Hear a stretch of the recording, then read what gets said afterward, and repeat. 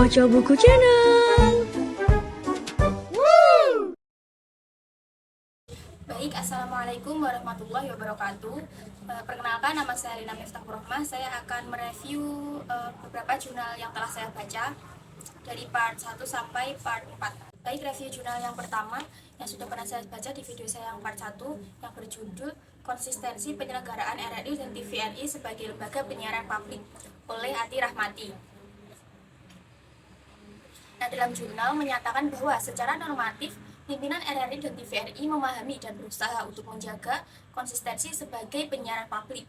Di dalamnya juga disebutkan bahwa ada dukungan aturan dan regulasi yang memadai terkait dengan peran dan fungsi RRI dan TVRI sebagai media informasi, edukasi, hiburan, dan kontrol sosial.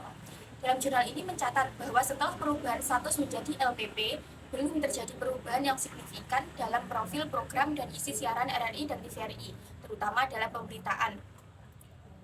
Jurnal ini juga mengidentifikasi faktor-faktor penghambat dalam penyelenggaraan lembaga penyiaran publik di RRI dan TVRI di Jawa Barat dan Makassar, yaitu salah satunya karena keterbatasan sumber dana, serta kurangnya efisiensi sumber daya manusia. Nah, jadi secara keseluruhan, penjelasan tadi memberikan gambaran tentang tantangan yang dihadapi oleh RRI dan TVRI dalam menjalankan perannya sebagai penyiaran publik. Kendala-kendala seperti pengaruh pemerintah, kebutuhan aturan yang lebih komprehensif, perubahan dalam profil program dan isi siaran, serta faktor-faktor penghambat internal perlu diperhatikan untuk meningkatkan kualitas penyiaran publik di Indonesia.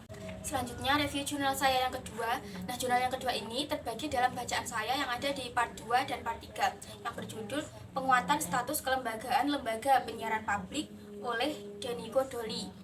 Dalam jurnal ini menyatakan bahwa LPP bertugas untuk memberikan informasi, pendidikan, dan hiburan kepada masyarakat Indonesia. Selanjutnya disebutkan bahwa LPP saat ini dianggap belum mampu menjalankan tugas dan kewenangannya dengan baik. Alasan utamanya adalah ketidakjelasan mengenai status badan hukum LPP yang didirikan oleh negara. Ketidakjelasan pada status badan hukum berdampak negatif pada operasional dan perkembangan LPP itu sendiri. Di dalam jurnal ini juga menyatakan bahwa keberadaan LPP sangat penting di Indonesia karena fungsi, tugas, dan wewenangnya merupakan kebutuhan masyarakat. Jadi di sini itu sangat diperlukan adanya penegasan hukum mengenai status LPP agar dapat menjalankan fungsinya dengan efektif dan berkelanjutan.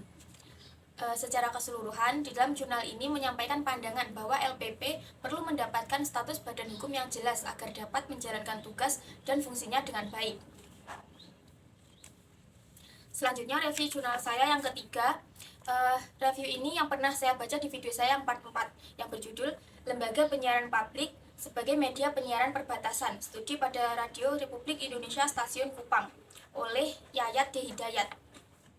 Di dalam jurnal ini memberikan tinjauan singkat tentang RRI Stasiun Kupang dan beberapa permasalahan yang dihadapinya.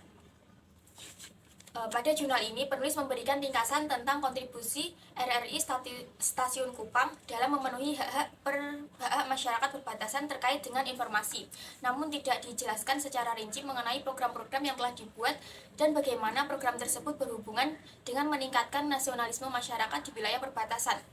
Selanjutnya, dikatakan juga bahwa RRI Kupang menghadapi beberapa permasalahan, salah satunya adalah kelembagaan yang berada di bawah Kementerian Keuangan yang membatasi ruang gerak RRI dalam berkreativitas dalam program maupun peningkatan sumber daya manusia.